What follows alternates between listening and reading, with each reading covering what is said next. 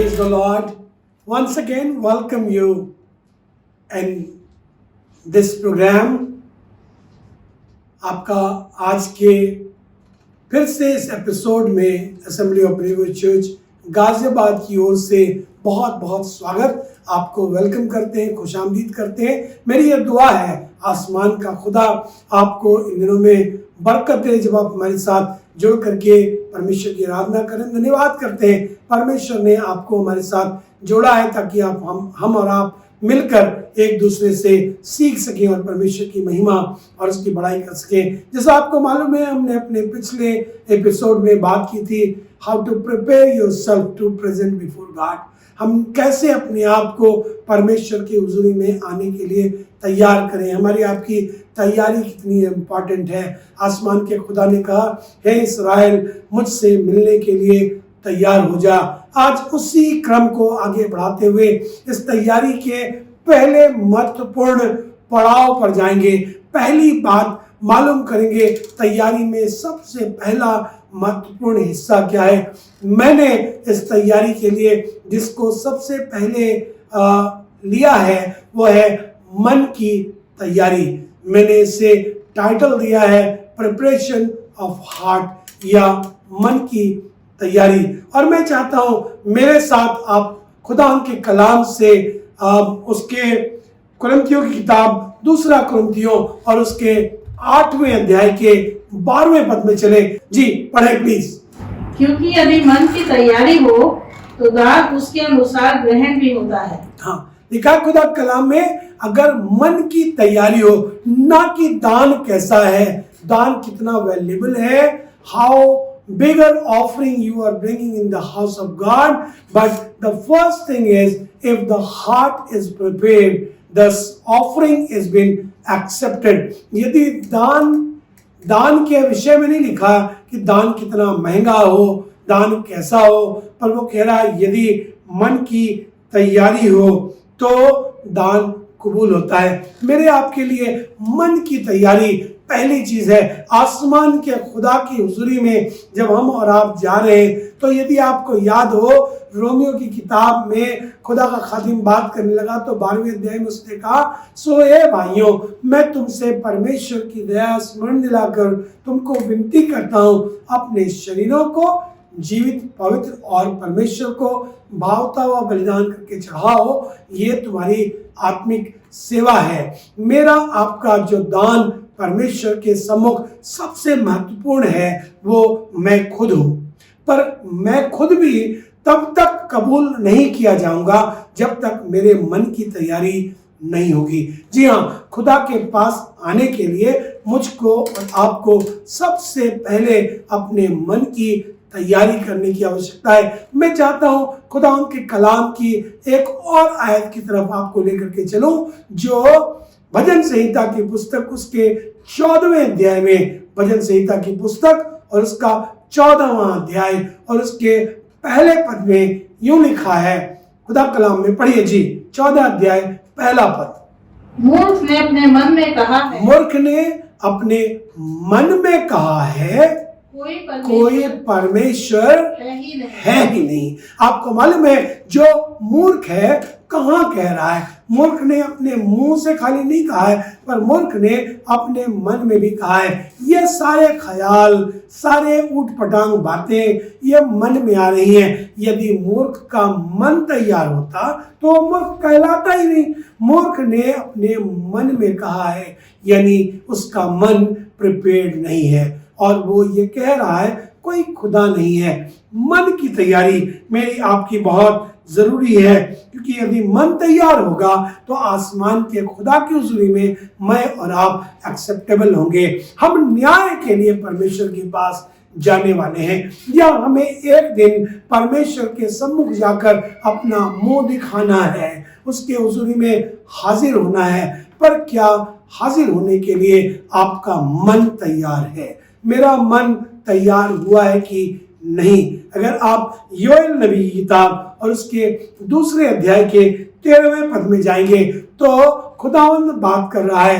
परमेश्वर ने अपने सेवक, अपने दास, अपने भविष्यवक्ता योएल के वसीले से ये बात कही है। और यूं ऐसे लिखा है योएल नबी की किताब और उसका 2 अध्याय और उसका 13वां पद पढ़े। यहाँ पर ऐसे लिखा है, वो कहने लगा अपने वस्त्र नहीं, अपने वस्त्र नहीं, अपने वस्त्र नहीं, अपने मन ही को फाड़ कर जी अपने परमेश्वर यहोवा की ओर फिरो। आपको मन को बात कर रहा है, कह रहा है वस्त्र नहीं, मन को फाड़कर यहोवा की ओर फिरो। मतलब खुदा के पास आते वक्त कई लोग अपने बाहरी तैयारी को करके आ रहे हैं, पर खुदा का खादिम कह रहा है बाहरी तैयारी तो ठीक है, बाहरी तैयारी के खिलाफ बातें नहीं कर रहा है, पर कह रहा अपने मन को फाड़ कर परमेश्वर के पास आओ। क्योंकि अगर तुम्हारा मन तैयार नहीं है तो तुम्हारे दान तुम खुद भी एक्सेप्टेबल नहीं होगे।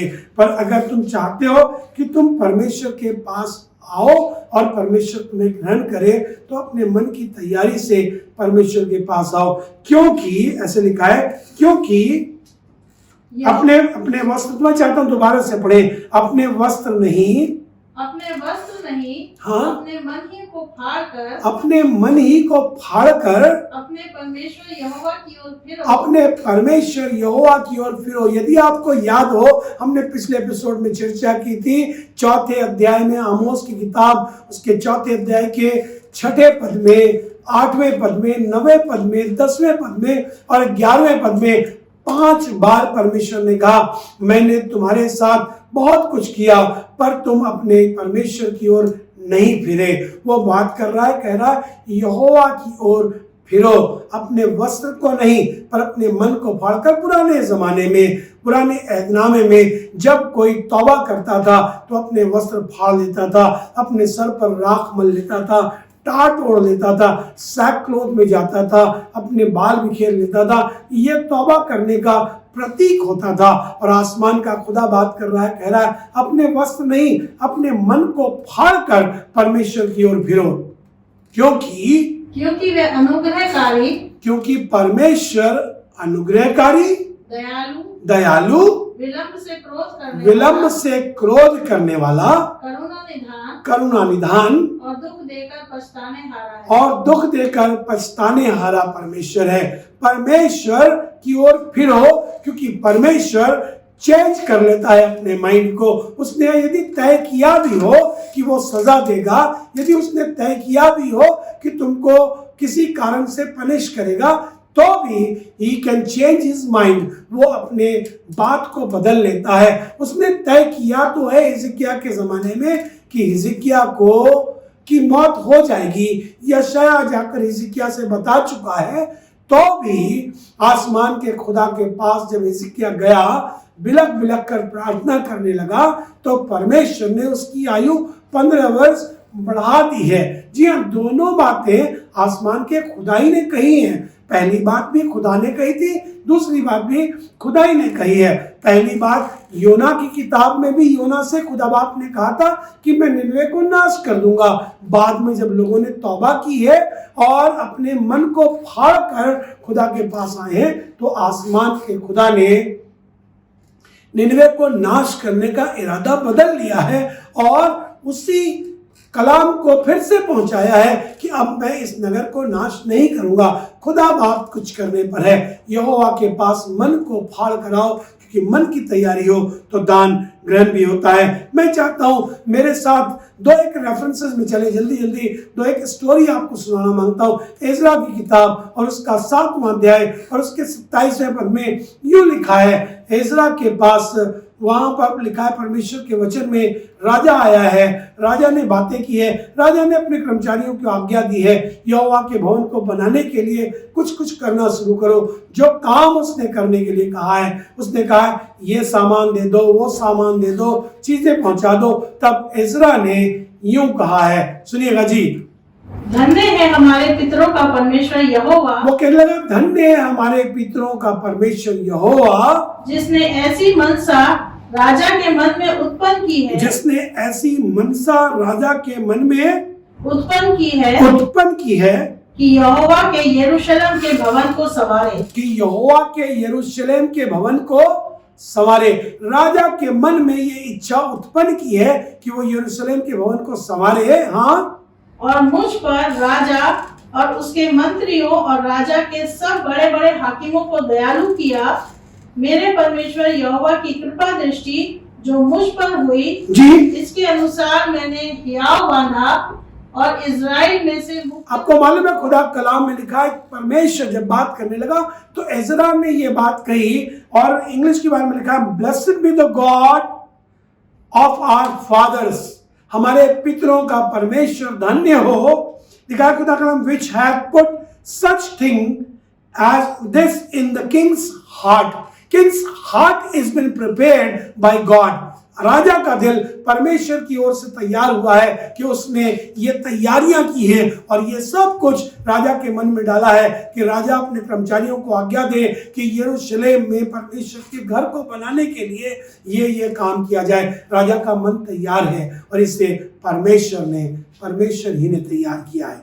जी, अगर आप मेरे साथ एक और आयत में चले तो खुदा के कलाम में एक और किस्सा है। ये लिखा खुदा कलाम में प्रेरितों काम 8वां अध्याय और 21वां पद। यहाँ पर एक आदमी के विषय में लिखा है, यह खुदा के खादिमों के पास आया है, बहुत रुपया बहुत पैसा लेकर आया है। इसके मन में एक तमन्ना है, एक डिजायर है। डिजायर ये है, ये किसी पर हाथ रखना मांगता है, और जिस पर हाथ रखना चाहता है ये चाहता है जब मैं किसी पर हाथ रखूं, प्रार्थना करूं, तो वो आदमी पवित्र आत्मा से भर जाए। ये आया खुदा खादिमों के पास और आकर के कहने लगा, ये रुपए ले लो, और ये रुपए लेकर ये अधिकार हमको भी दो कि हम भी जिस पर हाथ रखें वो पवित्र आत्मा से भर जाए। वो अन्य भाषा बोलने लगे, क्या ये ख्वाहिश बुरी है? नहीं, यह ख्वाहिश बुरी तो नहीं है। हम भी खुदा खादिम कई बार चाहते तो हैं कि हम किसी पर हाथ रखें तो वो पवित्र आत्मा से भर जाए, पर इसके विषय में खुदा के खादिमों ने ये कहा है, और पढ़ेंगे अगर तो आपको मालूम पड़ेगा,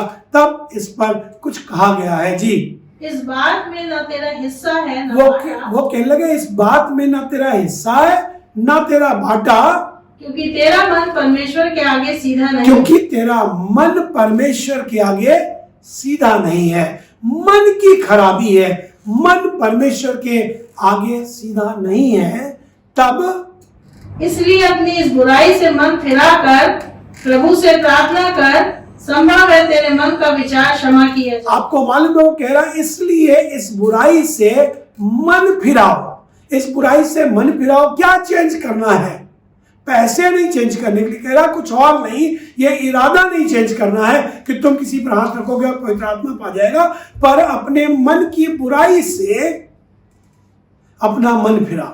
लिखा खुदा कलाम में, तेरा ना तो इसमें कोई हिस्सा है और ना कोई बाटा, क्योंकि तेरा मन परमेश्वर के आगे सीधा नहीं है। मैं आपको एक और जगह पर लेकर के जाऊंगा जो आपको लूका रचित सुसमाचार उसके 7वें अध्याय में एक बड़ा मशहूर बहुत खूबसूरत सा किस्सा लिखा है, और खास बात ये लिखी है, यीशु मसीह कहीं से जा रहे हैं, यीशु मसीह पॉपुलर हो चुके हैं, यीशु मसीह की महत्ता बढ़ चुकी है, यीशु मसीह पूरे उस प्रांत में जिस एरिया से जा रहे हैं वहां पर मशहूर हो गए।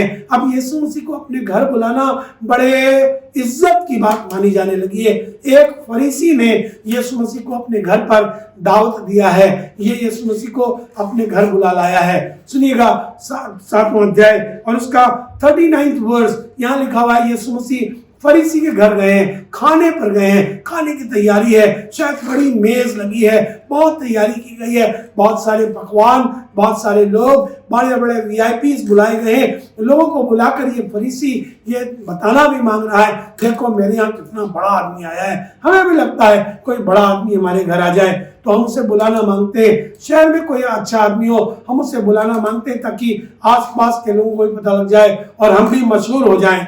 ये फरीसी ने यीशु मसीह को अपने घर बुलाया है, पर सुनिए ऐसे लिखा हुआ जी, ये देखकर वह फरीसी जिसने उसे बुलाया था अपने मन में सोचने लगा। आपको मालूम है किस्सा क्या हुआ है? किस्सा ये हुआ है, यीशु मसीह घर आए हैं। यीशु मसीह के घर आने के बाद एक औरत आई है। ये औरत आकर के यीशु मसीह के पांव धोने लगी है। यीशु मसीह के पांव को अपने आंसुओं से धोया है। उसने उसके पैरों पर अपना बहुमूल्य इत्र मुंडेल दिया है। उसने पांव को यीशु मसीह के अपने बालों से पूछा। ये देखकर फरीसी अपने मन में सोचने लगा, हाय हाय, क्या सोचकर बुलाया है तुमने यीशु मसीह को?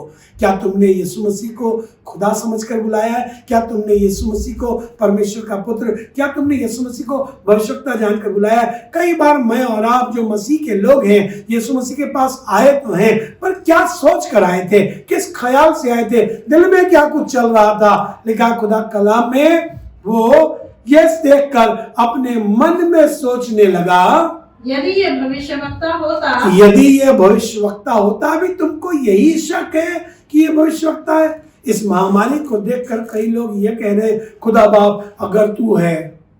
अरे भाई, महामारी आए, मौत आए, कुछ भी आए, वो तो है ही है।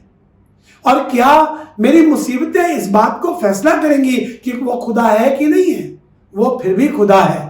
तब सुनिए आगे से लिखा, वो कहने लगा, यदि ये भविष्यवक्ता होता तो जान जाता कि ये जो उसे छू रही है वो कौन और कैसी स्त्री है। ये जो उसे छू रही है वो कौन और कैसी स्त्री है, इससे सब मालूम है, ये सब कुछ जानता है।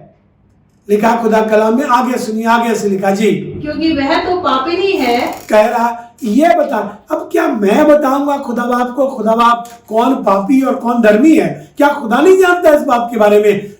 फरीसी साहब, क्या आपको पता नहीं है यो जिसको आप बुला करके लाए वो खुदा है, और वो खुदा का बेटा है, और वो सब कुछ जानता है, वो आगे पीछे सबका हाल जानता है। पर आप क्योंकि शक के साथ आए, आपका मन खुदा की हुजूरी में सीधा नहीं है, आपका खुदा को अपने घर बुलाना भी एक्सेप्टेड नहीं है। उसका कारण ये है क्योंकि आप गलत इरादे से आए।